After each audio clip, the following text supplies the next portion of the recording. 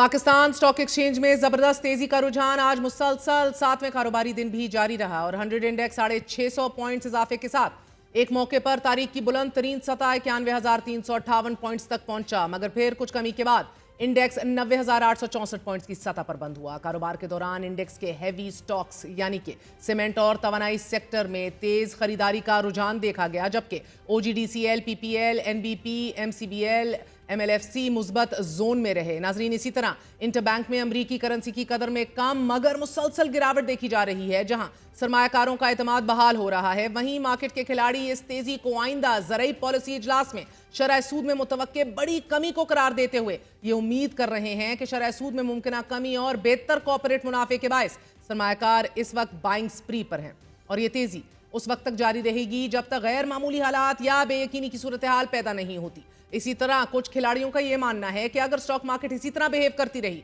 और सियासी मंजरनामे पर कोई बड़ी तब्दीली रूनुमा ना हुई तो 100 इंडेक्स 1 लाख की सतह अबूर कर जाएगा। जबकि एक मुस्बत खबर यह भी है कि रवा साल के पहले क्वार्टर के दौरान बराह सरमायाकारी में 48% इजाफा देखा गया है। आईएमएफ एग्जीक्यूटिव बोर्ड इजलास में पाकिस्तान के लिए $7 अरब के बेल आउट पैकेज की मंजूरी के बाद पाकिस्तान बराह सरमायाकारी के लिए कोशिश कर रहा है और इसी कोशिश में अब यह पेशरफ भी सामने आई है कि आईएमएफ को $1.2 अरब की तेल की मौखर अदायगियों के हवाले से तस्दीक के बाद अब सऊदी अरब का आला सतह का वफ्द दिसंबर में पाकिस्तान का दौरा करेगा और इस दौरे में सहूलत की तफसीलात की हतमी शक्ल दी जाएगी। इसके साथ साथ सऊदी अरब के ताउन से $10 अरब की ऑयल रिफाइनरी के कयाम के हवाले से ऑयल रिफाइनिंग पॉलिसी भी काबीना कमेटी को अरसाल कर दी गई है। सहाफी मेहताब हैदर की खबर के मुताबिक पाकिस्तान सऊदी अरब से दरख्वास्त कर सकता है कि सऊदी ऑयल सहूलत के तहत $100 मिलियन का तेल माहाना बुनियादों पर मौखर अदायगियों पर 12 माह के लिए दिया जाए, जबकि इस अदायगी आइंदा साल के कैलेंडर से शुरू की जाएगी। सऊदी अरब पाकिस्तान में मुसलसल सरमायाकारी बढ़ा रहा है। सिर्फ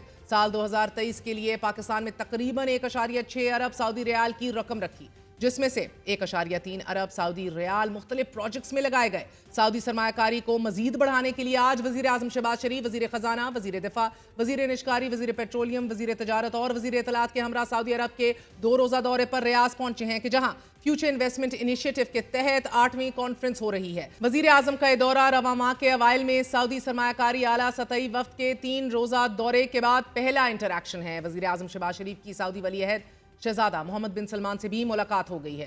रियाज कॉन्फ्रेंस शिरकत के बाद वजीर आजम शहबाज शरीफ जुमेरात को कतर जाएंगे, जहां वो COP29 में पाकिस्तान की नुमाइंदगी करेंगे। अमीर कतर की दावत पर किए जाने वाले इस दौरे में भी सरमायाकारी मौके पर बातचीत होगी। बज़ाहिर जहां हुकूमत को एक जानिब सियासी बेचैनी और अदालती चैलेंजेस का सामना है, तो दूसरी तरफ मुईशत के बुनियादी अशारिये गुज़िश्ता साल के मुकाबले में बेहतर दिखाई दे रहे हैं। लेकिन चैलेंजेस अपनी जगह बदस्तूर कायम है। मुल्की टैक्स आमदन में कमी का वो रुझान आज भी बरकरार है कि जो मुसलसल बढ़ रहा है। जराये के मुताबिक अक्टूबर के लिए एफबीआर का खालिस टैक्स हदफ 980 अरब रुपए है, जबकि पहली सहमाही का 92 अरब रुपए का शॉर्टफॉल पहले ही मौजूद है और अब अक्टूबर के 90 अरब रुपए के शॉर्टफॉल को पहले सहमाही के शॉर्टफॉल में जमा कर लिया जाए तो मजमूई शॉर्टफॉल 192 अरब रुपए तक पहुंचने का खदशा है। एफबीआर टैक्स शॉर्टफॉल पूरा करने के लिए 2 प्लान्स पर काम कर रहा है। सहाफी शहबाज राना की खबर के मुताबिक रेवेन्यू शॉर्टफॉल खत्म और 60 अरब इजाफी हासिल करने के लिए ऑर्डिनेंस तैयार कर लिया गया है। साथ ही इन्फोर्समेंट के जरिए कलेक्शन को बेहतर बनाया जाएगा